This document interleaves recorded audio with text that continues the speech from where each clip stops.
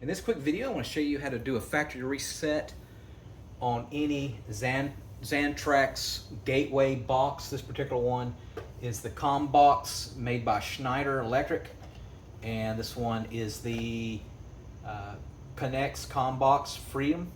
But you might have a different model number, but they're pretty much all universal on how they reset.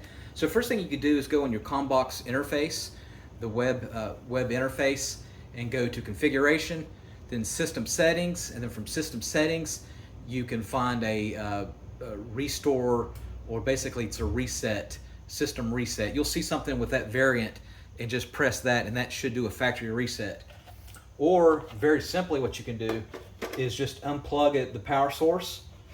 So I want to unplug it, and what we want to do is we want to keep this unplugged for a good 10 minutes, and that right there, just unplugging it, will do a factory reset.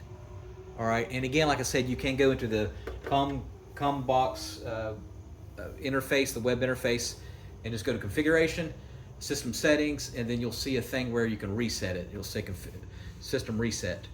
All right, thanks for watching. Let me know what version that you have.